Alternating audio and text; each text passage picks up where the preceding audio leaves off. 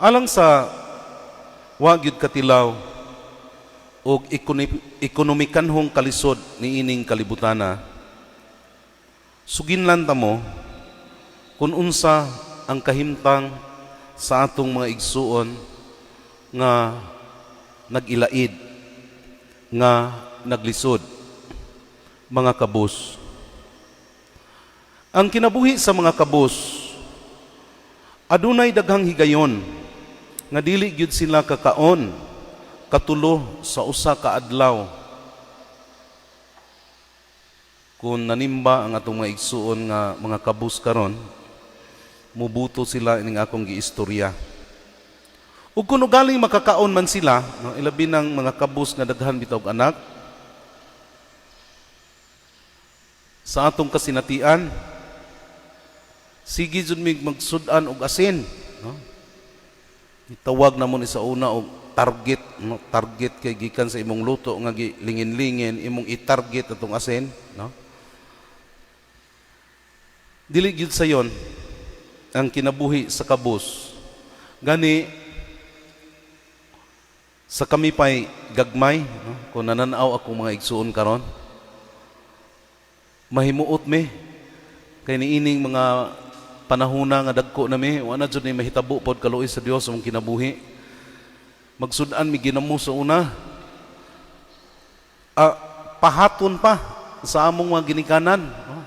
Tungod lagi kay di kapalit og daghan, no? Pilaray paliton unya siya mi kabuok mangaon plus ginikanan duha 11 mi kabuok. Unang palit og tunga tasa sa ginamos, pati ang ginamos bahinon pirtijong paita. Mo tingali ng daghag sakit nga related sa sigig kaon og parat ning ubang mga kabos. Unya kung maghisgot ang higdaanan, meron ding paita pa ning higdaan nagpobre. Ngano man kay gahi kaadto, no? Labi na gatong mga pobre nga dili patag ng ilang higdaanan, kana bitawng kawadyan, no? Kaya among mga bahay sa una, kawadyan man lang intawon ang kanang saw. Nya kanang kawadyan kadili man na level. Magbaguno man naghigdaan. Sus. Pero ang advantage kamura po kag gi-electric fanan sa ilaw, no? Ngano man kay buslot-buslot ba dyan ang in between sa kawadyan, hangin po kaadyo, no? Pero gahi lagi kaadyo.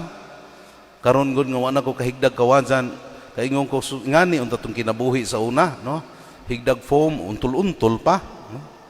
Perting lamia ug kwartahan ka. Ang pobre perting luuya, no? Hapin sa among unlan sa una sako, no? Habol sako.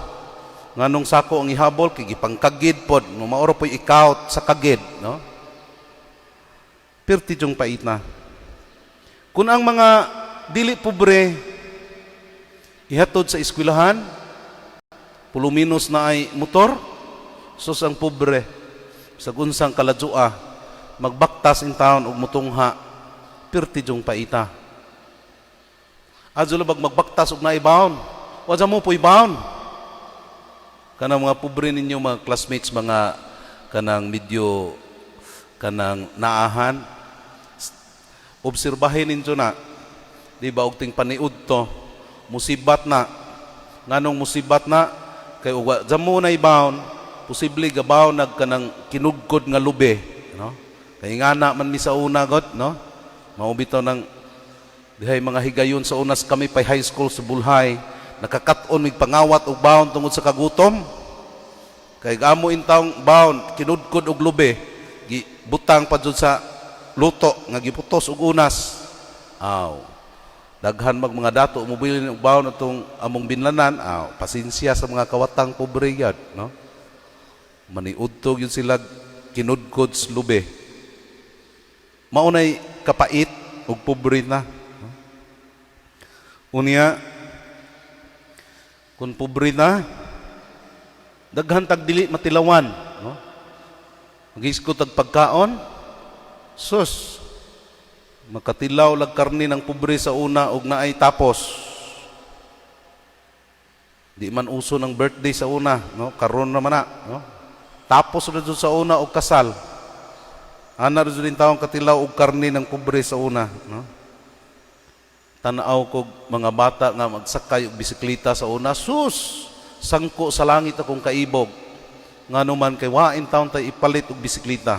Unsa jud kapait ning pobre ta.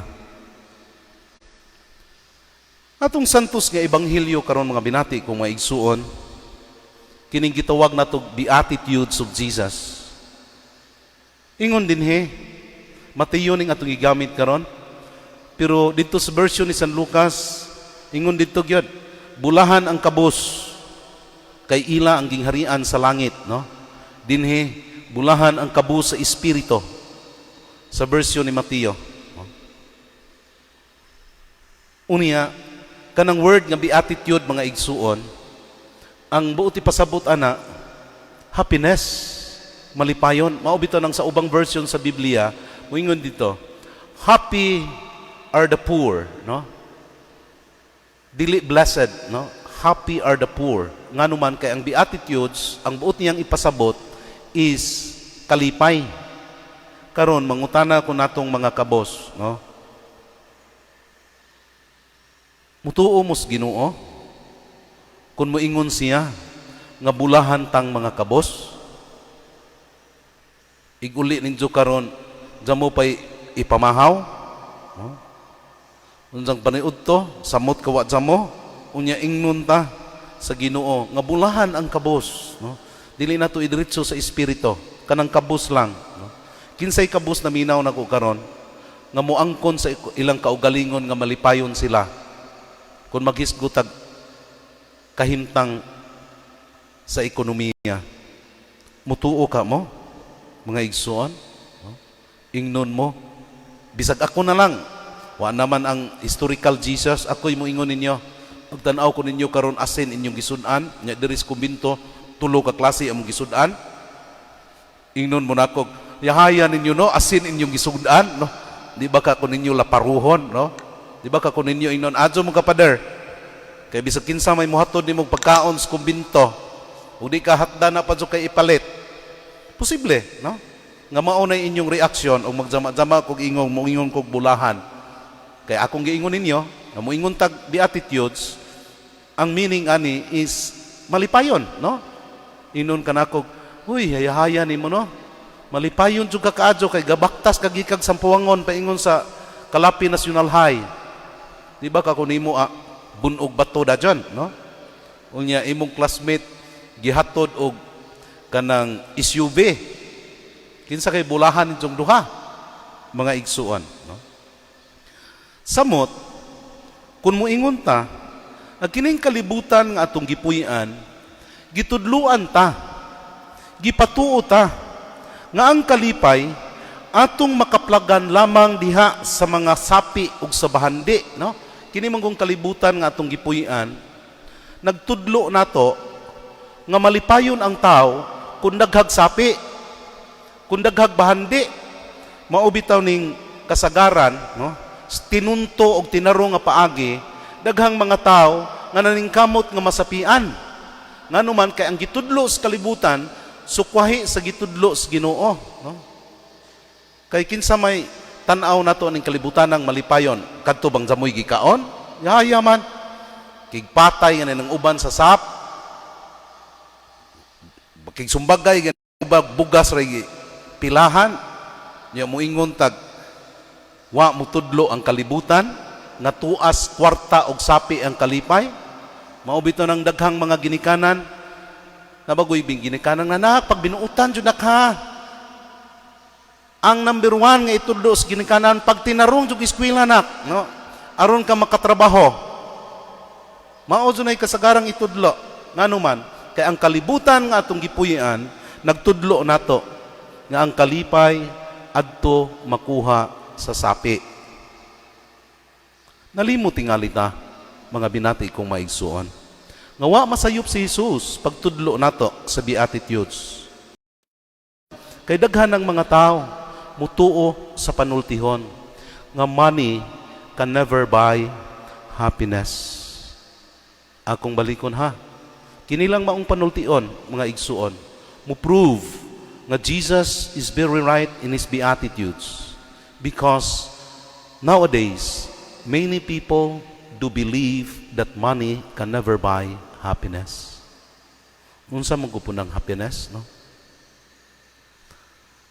I challenge sa tanang naninaw nanimba karon nga daghag sapi, no? Mihatag ba ninyo kalipay ng inyong sapi? Kinsa po yung mutubag na to ani? No, alam mo man pod, no? Mauwaw po mutubag ng uban, no? You know, my dear friends, this is a very beautiful saying. Ingon din he. Happiness is not a matter of good fortune or worldly possessions. It comes rather from appreciation of what we have instead of being miserable of what we don't have. No? Giingon din he, nga ang kalipay, no? Dili na sa kanang buinas-buinas kay masapian ka, no? Makabanna kag Amerikanong dato kayo, o unsang parinira nga dato kayo, no? It is not a matter of what you have, the worldly possessions you have, no? Imo ning tibuok kalapi, no? Tanang negosyo imos kalapi. Wa na magpasabot nga malipayon ka. Instead, ingon ning maong panultihon. Ang kalipay magagikan sa atong pagdaig, pag-appreciate kung unsa ang naa nato, no? Dili nga mahimo kang miserable kung unsa ang gusto nimong maangkon, no? Mao man ay makamiserable sa tao. Abuhi gunang tao, maayog lawas, pero kanunay nangandoy nga masapian, mamiserable ka ana. Di ka magmalipayon ana, no? Kaya ang kalipay dili lagi magkuha sa imong tinguha nga maimo ng mga butanga. Pareho ro gud nag-usa ka pari, no?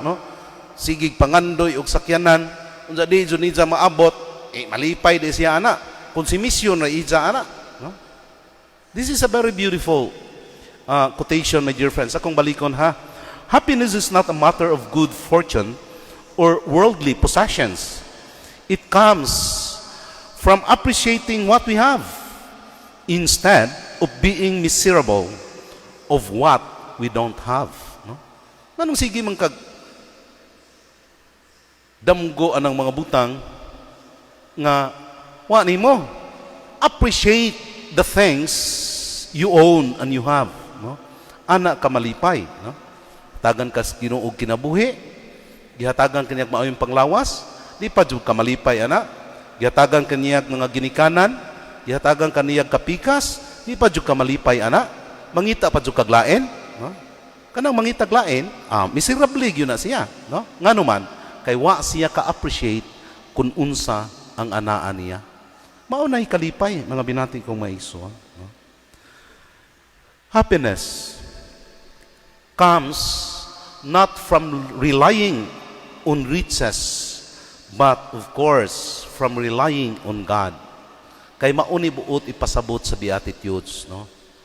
Pobre man ug dato mahimong magmalipayon kana kun sa kanunay nagsalig sila sa tag-iya sa ilang gipanag-iya. Akong balikon ha, mao bitaw na nga naidaghang mga dato nga perting mga marua. Maro in a positive sense, nganuman kay ang ilang kwarta ilang gipaambit. Maunang daghang mga dato pong malipayon. Kaya di man jud hakog, no? Sus din hilang sa kalapi, di naman jud tumapa sa abag. Ako jung gipanghambok, no? Nga daghan jud kaayong adunahan aning kalapi nga migamit gyud sa ilang mga bahandi alang sa pagtabang. Daghan sila, pero mas daghan pod, no? Ang di kahibaw mo gamit sa ilang sapi, no? Mao na nga mga pobre pong naminaw nako karon, no? Ug pobre ganimo nga wa mo rely sa Ginoo, no? Sige lang mo gunahuna anus apa na masapian ani pangaut sa Ginoo, no? Anus apa ning asin atong gisud-an mahimong litson, no? Aw, magantos jud ka, miserable jud ka. Dili jud ka apil sa giingon sa Ginoo nga happy are the poor in spirit, no? Ngano man kay wa man ka mosalig sa Dios. So dato og pobring naminaw karon, ayaw mo kaguol, no? Ang buot ipasabot lang ani is malipayon ta kung dili ta mosalig sa kalibutanong sapi ug bahandi, kung dili mosalig ta sa Ginoo nga mo'y tag-iya sa tanan. Manindog palihog.